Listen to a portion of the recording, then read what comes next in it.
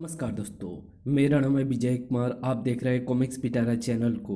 तो चलिए दोस्तों, तुलसी कॉमिक्स के इस शानदार स्टोरी को शुरू करते हैं जिसका नाम है बेरहम न्याय। तो चलिए बिना किसी देरी के इस शानदार कॉमिक्स को शुरू करते हैं। तो आप देख सकते हैं इसका कवर पृष्ठ जो कि कुछ इस तरह का है। ओके। कनकपुर राज्य का राजकुमार गोलवन में आखेट करने आया हुआ था। एक पेड़ के नीचे वो विश्राम करने के लिए रुका। तभी हम चारों में मैं बड़ी हूँ। नहीं, मैं बड़ी हूँ। अरे नहीं, मैं बड़ी हूँ। तुम तीनों ही झूठ बोल रही हो। सभी में मैं बड़ी हूँ।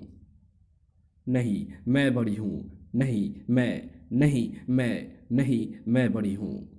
कौन स्त्रियां हैं ये झाड़ी के उस पार जो एक दूसरे से स्वयं को बड़ी बताने पर झगड़ रही हैं? कौतूहल बस उठकर वो झाड़ी के उस पार गया। मैं बड़ी हूँ। नहीं, मैं बड़ी हूँ। आयु में ये चारों स्त्रियां समान हैं, फिर एक दूसरी से बड़ी होने के विषय में क्यों लड़ रही हैं? वो उनके पास गया। आप लोग आपस में इस प्रकार क्यों लड़ रही हैं? तुम कौन हो? मैं कनकपुर राज्य का राजकुमार मित्रसेन हूँ। ओह, तुम राज परिवार के हो।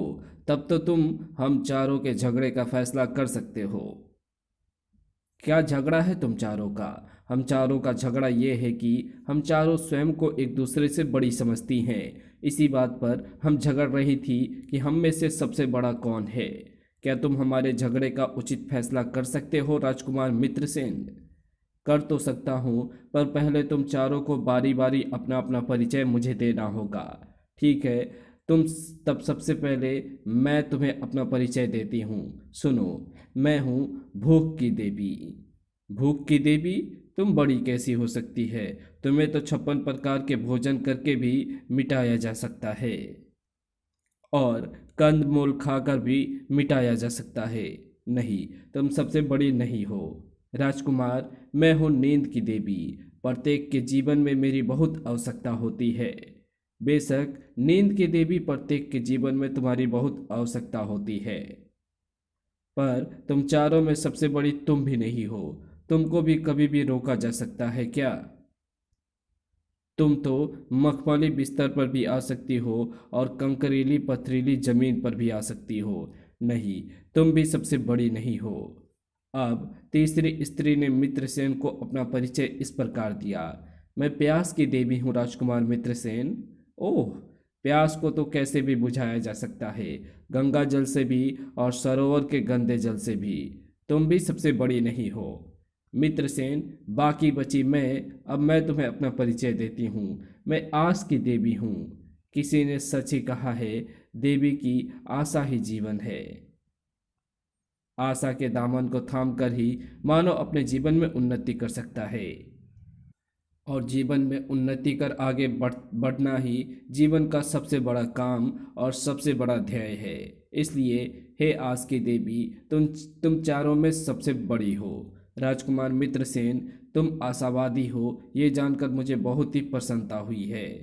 ये सुन, ये आशा की देवी हम सबसे बड़ी है। हम तीनों इस बात को स्वीकार नहीं करेंगी, कभी नहीं करेंगी। सच्चाई को हंसकर स्वीकार करने में ही अक्लमंदी है मेरी बहनों। आस की देवी आस की देवी की ये बात सुन बाकी तीनों देवियां क्रोध में पांव पटकती वहां से चल दी। राजकुमार मित्रसेन, मेरी इस अंगूठी को सदैव अपने पास रखना। इस अंगूठी के पास रहते तुम जो भी कार्य करोगे, जिस किसी भी स्पर्धा में भाग लोगे, सदैव उसमें सफलता ही प्राप्त करोगे। तुम जीवन में जो भी चाहोगे वही तुम्हें मिलेगा। ओह, आस की देवी, इस अंगूठी को देखकर तो तुमने मुझे ओह, आस की देवी, इस अंगूठी को देकर तो तुमने मुझे बहुत कुछ दे दिया है। मित्रसेन, अब मैं जा रही हूँ। जीवन में मेरा आशीर्वाद सदैव तुम्हारे साथ रहेगा। ये कह आस की देवी अदृश्य हो गई। इधर दूसरी ओर राजकुमार मित्रसेन ने आस की देवी को हम तीनों से बड़ी बताकर हम तीनों का घोर अपमान किया है। राजकुमार मित्रसेन से इस बात का बदला लिया जाना चाहिए। मेरे दिमाग में एक योजना आई है। उस योजना पर अमल करके हम तीनों राजकुमार मित्रसेन से अपने अपमान का बदला ले सकती हैं। वो योजना क्या है नींद की देवी? तब नींद की देवी उन्हें अपनी योजना बताने लगी। नींद की देवी से सारी योजना सुनने के पश्चात, वाह नींद की देवी, तुमने योजना तो बड़ी ही अच्छी बनाई है। हमारी इस योजना से मूर्ख मित्रसेन बच नहीं सकेगा। तो फिर देर किस बात की है? हमें इसी समय अपनी योजना पर अमल करना चाहिए। तब योजना अनुसार भूख की देवी एवं प्यास की देवी दो मृत बच्चों में परिवर्तित हो गई। तत्पश्चात नींद की देवी एक अधेड़ स्त्री के रूप में परिवर्तित हो गई। अब वो दोनों मृत बच्चों को गोद में उठाकर कनकपुर राज्य की ओर चल दी। वो सीधे कनकपुर के राज दरबार में पहुंची। दुहाई है, मुझे इंसाफ चाहिए महाराज। कौन हो तुम? तुम्हारे इन दो बालकों को किसने मारा है? महाराज, आपके पुत्र राजकुमार मित्रसेन ने मेरी गोद उजाड़ी है। क्या? हाँ महाराज, साल वन में आखेट करते समय राजकुमार मित्रसेन ने मेरी इन दो अबोध बच्चों को अपने तीरों से बींध कर मेरी हरी भरी गोद सूनी कर दी है।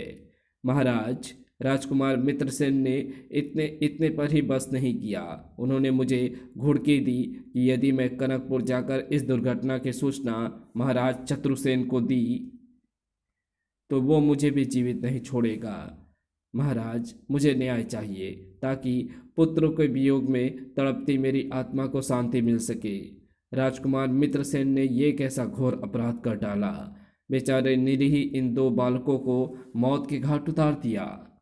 कुछ सोचकर, बहन, निश्चय ही तुम्हारे साथ राजकुमार मित्रसेन ने दंडनीय अपराध किया है। बताओ हम क्या करें? राजकुमार मित्रसेन को किस प्रकार दंडित करने से तुम्हें शांति मिल सकती है? महाराज, मैं चाहती हूँ कि राजकुमार मित्रसेन को 10 वर्ष के लिए कनकपुर से देश निकाला दे दिया जाए। क्या? हाँ महाराज, तभी मेरे धधकते हुए कलेजे में ठंडक पड़ेगी। ओह, अपने इकलौते पुत्र को क्या हम इतना कठोर दंड दे पाएंगे? उसे सोच में पड़ा देख लगता है महाराज पुत्र मुंह में पड़ रहे हैं। यदि ऐसा है तो मैं यहाँ व्यर्थ ही आई। ये कहा उसने जब वहाँ से जाने का उपक्रम किया। ठहरो बहन, तुम यहाँ न्याय पाने की आशा लेकर आई थी, तुम्हें न्याय अवश्य मिलेगा। तो मैं समझूं कि राजकुमार मित्रसेन को 10 वर्ष का देश निकाला मिलेगा महाराज? हाँ बहन। ओह, तब मेरा यहाँ आना सार्थक हुआ महाराज। वो स्त्री अपने दोनों पुत्रों के साथ दरबार से चली गई। वन में आकर वे तीनों अपने असली रूप में आ गईं। हमसे टक्कर लेने चला था मित्रसेन। अब जब 10 वर्षों तक दर दर की ठोकरें खाएगा तो उसे आटे दाव का भाव अच्छी तरह मालूम हो जाएगा। दूसरी ओर मित्रसेन आखेट से कनकपुर वापस लौट रहा था। पूरा दिन ही आज आखेट करते हुए गुजर गया। इधर कनकपुर में अपने इकलौते पुत्र मित्रसेन के लिए देश निकाला का ये आदेश द्वार पर टंगवाते समय दिल डूबा जा रहा है। पर क्या करूं? न्याय मांगने आई उस स्त्री को निराश भी तो नहीं लौटाया जा सकता था। जब मित्रसेन कनकपुर पहुंच महल के मुख्य द्वार पर आया। ठहरिए राजकुमार, आप महल के अंदर नहीं जा सकते हैं। क्या कह रहे हो पहरेदार? ये महाराज का हुक्म है। उन्होंने आपके लिए ये आदेश लिख कर टंगवाया है। मित्रसेन उस आदेश को पढ़ने लगा। मित्रसेन, तुमने घोर अपराध किया है, इसलिए हम तुम्हें 10 वर्ष के लिए देश निकाले का आदेश देते हैं। इस आदेश पत्र को पढ़ते ही कनकपुर राज्य की सीमा से बाहर निकल जाओ। राजा चतुर्सेन, पिताजी महाराज ने मुझे इतना बेरहम आदेश कैसे दे दिया? आखिर मेरा अपराध क्या है? पर हर हालत में अब मुझे उनके इस आदेश को पालन तो करना ही पड़ेगा। यही मेरा कर्तव्य है और यही मेरा धर्म है। वो घोड़े पर चढ़ वहीं से वापस लौट पड़ा। मैं कैसा अभागा पिता हूँ। बेरहम न्याय करके मैं अपने इकलौते पुत्र से 10 वर्षों के लिए बिछड़ रहा हूँ। मित्रसेन शीघ्र ही कनकपुर राज्य की सीमा से बाहर निकल गया। रात होते होते वो एक वन में जा पहुंचा। मेरी समझ में अभी तक ये बात नहीं आई कि पिताजी महाराज ने मुझे 10 वर्ष का ये देश निकाला क्यों दिया है। मैंने ऐसा कोई अपराध भी नहीं किया है, फिर मेरे विरुद्ध ऐसा कठोर आदेश क्यों? अब मैं 10 वर्षों का लंबा समय कहाँ बिताऊंगा? कहाँ जाऊंगा मैं? तभी आस की देवी वहां प्रकट हुई। ये क्या मित्रसेन, आशा का दामन छोड़ तुम उदास से क्यों बैठे हुए हो? आशा की देवी, मेरे पिता ने मुझे बिना कारण 10 वर्षों के लिए देश निकाले का कठोर दंड दिया है। उसी बात को सोच सोच कर मैं उदास हूँ। ओह, ये बात है मित्रसेन। तुमने नींद की देवी, प्यास की देवी और भूख की देवी को मुंहतोड़ जवाब देकर मुझे सबसे बड़ी बताया था। इसी बात से कुपित होकर उन तीनों ने तुम्हारे विरुद्ध षड्यंत्र रचा था। कैसा षड्यंत्र आस की देवी? तब आस की देवी ने उसे पूरी बात बताई। ओह, तो ये सब उन तीनों देवियों का किया धरा है। हाँ मित्रसेन, ये 10 वर्षों का समय तुम्हारी अग्नि परीक्षा का समय है। तुम्हें हर हालत में इस परीक्षा में खड़ा उतरना है। तभी नींद की देवी, प्यास की देवी एवं भूख की देवी को अपनी भूल का आभास होगा। आस की देवी, अच्छा हुआ तुमने आकर मुझे सारी बातें बता दी। मित्रसेन, मेरी दी हुई अंगूठी तुम्हारे पास है ही। यह अंगूठी जीवन के हर मोड़ पर तुम्हारी सहायता करेगी। ये कह आस की देवी अदृश्य हो गई। वो रात मित्रसेन ने उस वन में ही बिताई। सुबह होने पर वह पुनः अपने अनजाने सफर पर निकल पड़ा। कुछ दूर जाने पर ही, ओह शेर, इसके तेवर तो आक्रामक लग रहे हैं। अगले ही पल, ओह, अब मैं क्या करूं? मित्रसेन, तू आशावादी है। आशा का दामन ना छोड़ और इस शेर से युद्ध कर। सफलता तुझे ही मिलेगी। ये सुन, चर शीघ्र ही शेर राजकुमार मित्रसेन के पैरों के पास पड़ा हुआ था। तभी फुस, ओह, उसने बिना पल गवाए अजगर का मुंह पकड़ दिया और शीघ्र ही, उफ, कैसी कयामत की घड़ी आ पड़ी थी। वो घोड़े पर सवार हो पुनः चल पड़ा। ये सब आशा की देवी द्वारा ही दी गई इस अंगूठी के कारण संभव हो सका है, वरना मैं खूंखार शेर और अजगर से कैसे निपट सकता था। एक दिन चलने के पश्चात वो एक नगर के समीप जा पहुंचा। सामने तालाब है। घोड़ा काफी देर से प्यासा है। घोड़े को यहाँ पानी पिलाकर ही अब आगे बढ़ूंगा। वो तालाब के निकट आया। घोड़े को पानी पिलाना है? हाँ धोबी भाई।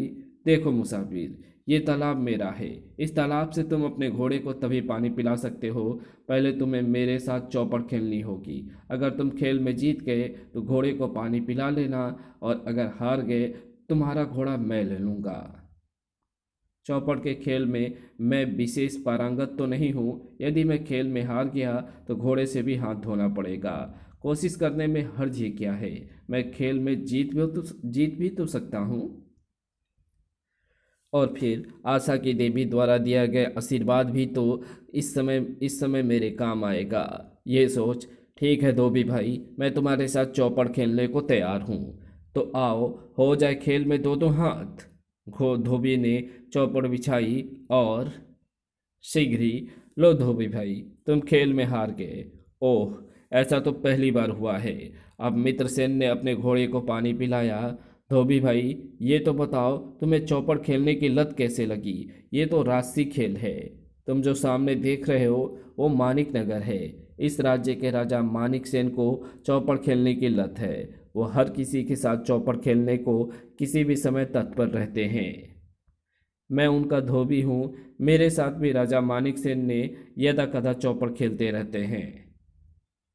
हाँ राहगीर, हमारे महाराज चौपड़ खेलने में अत्यंत निपुण हैं। उन्हें आज तक इस खेल में कोई भी हरा नहीं पाया है। ओह, तब तो मुझे राजा मानिक सेन के साथ चौपड़ खेलनी चाहिए। क्या पता मैं ही उन्हें हरा दूं। वो मानिक नगर की ओर चल दिया। मानिक नगर पहुंचने पर अपने राजा से जाकर कहो कि एक परदेसी उनके साथ चौपड़ खेलना चाहता है। पहरेदार ने जब ये सूचना दरबार में राजा मानिक सेन को दी, उस परदेसी को यहाँ ले आओ। मित्रसेन जब दरबार में आया, तो तुम हमारे साथ चौपड़ खेलना चाहते हो? हाँ महाराज। मेरे साथ किसी परदेसी के खेलने की शर्तें बड़ी ही कठोर है, इसलिए खेलने से पहले मेरी शर्तें सुन लो। सुनाइए महाराज। खेल में यदि तुम मुझसे हार गए तो तुम्हें आजीवन हमारे कारागार में रहकर चक्की पीसनी होगी। मुझे मंजूर है महाराज, पर मेरी भी एक शर्त है। यदि आप उसे स्वीकार करते हैं तभी मैं आपके साथ खेलूंगा, अन्यथा नहीं। क्या शर्त है तुम्हारी? जब जब मैं आपसे चौपड़ की बाजी जीतूंगा तब तब मैं आपसे जो भी मांगूंगा आपको वही वस्तु बिना झिझके मुझे देनी होगी। मुझे तुम्हारी शर्त स्वीकार है। तब दरबार में ही उन दोनों ने खेलना आरंभ किया। मुझसे भला ये छोकरा क्या जीतेगा। आशा की देवी की अंगूठी मेरा साथ देना और खेल में मुझे हारने मत देना। शीघ्र ही। महाराज, आप हार गए, अब मैं आपसे कुछ मांगू। मांगो परदेसी। महाराज, मुझे आपका सारा राजपाट चाहिए। क्या? हाँ महाराज, मुझे अपना सारा राजपाट दीजिए या वचन हार जाइए, या वचन हारी हो जाइए। ओह ठीक है, आज आज तुम हमारे मेहमान बनकर अतिथि गृह में ठहरो। कल हम विधिवत तुम्हारे हाथ में मानिक नगर का राजपाट सौंप देंगे। मित्रसेन को राजकीय अतिथि गृह में ठहरा दिया गया। उस रात मानिक सेन ने विशेष आपातकालीन बैठक बुलवाई। मंत्रीगण, मैं आज एक परदेसी के हाथों अपना राजपाट हार चुका हूँ। मुझे सलाह दीजिए कि अब मैं क्या करूँ। महाराज, उस परदेसी को अपना राजपाट देने से मुकर जाइए। तब तो चारों ओर हमारी खूब थू थू होगी। लोग कहेंगे कि ये वही राजा है जिसने क्षत्रिय होकर भी अपना वचन पूरा नहीं किया। नहीं, हम ऐसा नहीं कर सकते। तब महाराज, उसे मरवा दीजिए। क्या? हाँ महाराज, रात्रि का खाना अभी उसने खाया नहीं होगा। उसके खाने में जहर मिलवा दीजिए। सुबह वो अपने कक्ष में मृत पाया जाएगा। किसी को कानो कान इस बात का पता भी नहीं लगेगा कि वो कैसे मरा। इस प्रकार आप उससे सहज ही छुटकारा पा जाएंगे। हाँ, तुम्हारी ये योजना कुछ जस्ती है, इसे क्रियान्वित किया जा सकता है। नहीं महाराज, ऐसा अनर्थ ना करना। ऐसा करके तो आप नर हत्या के अपराधी बन जाएंगे। फिर आप ही कोई ऐसा उपाय बताइए प्रधानमंत्री जी कि सांप भी मर जाए और लाठी भी ना टूटे। महाराज, मैं आपको एक ऐसा उपाय बताता हूँ जिसको करने से आपका मान भी बना रहेगा और रुतबा भी वही रहेगा और उस परदेसी की बात भी पूरी हो जाएगी। ऐसा कैसे हो सकता है? सुनिए महाराज, राजकुमारी कल्पना विवाह योग्य है। परदेसी युवक के साथ उसका विवाह कर दीजिए। क्या? हाँ महाराज, चूंकि राजकुमारी कल्पना आपकी इकलौती संतान है, इसलिए आपके बाद उनके पति को ही मानिक नगर का राजपाट मिलने वाला है। परदेसी से राजकुमारी का विवाह करने के पश्चात आप उसके ससुर बन जाएंगे। आपका ये रुतबा आज के रुतबे से कम होने की अपेक्षा कुछ ज़्यादा ही होगा। उस अवस्था में लोगों की नज़रों में आपका मान और ज़्यादा बढ़ जाएगा। तब आपको देखते ही लोग यही कहेंगे कि ये वो राजा है जिसने पूरी आन बान के साथ अपना वचन निभाया। प्रधानमंत्री जी, आपने हमें बड़ी ही उत्तम राय दी है। हम आपकी बुद्धिमानी के कायल हो गए हैं। अगले दिन मानिक सेन ने अपनी पुत्री कल्पना के साथ मित्रसेन का विवाह कर दिया। तत्पश्चात मित्रसेन, आज से मानिक नगर का सारा राजपाट तुम्हारा हुआ। अब मुझे चलने की आज्ञा दो। आप कहाँ जाने की आज्ञा मांग रहे हैं महाराज? आप कहीं नहीं जाएंगे, मेरे और कल्पना के साथ ही रहेंगे। मित्रसेन को मानिक नगर का राजा बना दिया गया। मित्रसेन मानिक सेन को पूरा आदर करते हुए अपने समीप ही बिठाया। प्रधानमंत्री जी ने मुझे कितनी सही सलाह दी थी। उनकी सलाह मानने पर ना तो मुझे राज्य ही छोड़कर कहीं जाना पड़ा और ना ही मेरे मान सम्मान में कोई कमी ही आई। मित्रसेन को मानिक नगर पर राज्य करते हुए पूरे 10 वर्ष बीत गए। इस बीच मानिक सेन की मृत्यु हो गई और वो स्वयं 2 बच्चों का पिता बन गया। एक दिन, महारानी कल्पना, तुमने हमसे कई बार हमारे विषय में जानना चाहा, हमारे माता पिता के विषय में जानना चाहा, पर हमने हर बार तुम्हें टाल दिया और कुछ नहीं बताया। आज मैं तुम्हें अपने विषय में सब कुछ बताता हूँ। सुनो, मैं कनकपुर के राजा विचित्र सेन का इकलौता पुत्र हूँ। क्या? हाँ महारानी। फिर आप सब कुछ जानते हुए भी इतने वर्षों तक अपने परिवार से दूर क्यों रहे महाराज? मित्रसेन ने अपने देश निकाले के विषय में विस्तार पूर्वक कल्पना को बताया। महाराज, आपके देश निकाले का समय तो पूरा हो चुका है। हाँ महारानी। तब तो अब आपको कनकपुर जाकर अपने माता पिता की सूद लेनी चाहिए महाराज। हम भी ऐसा ही सोच रहे हैं महारानी। अगले दिन राजा मित्रसेन पूरे लाव लश्कर के साथ कनकपुर की ओर चल दिया। तब तब वो कनकपुर की सीमा पर पहुंचा। मेरी मातृभूमि, तुम्हें मेरा सत सत प्रणाम है।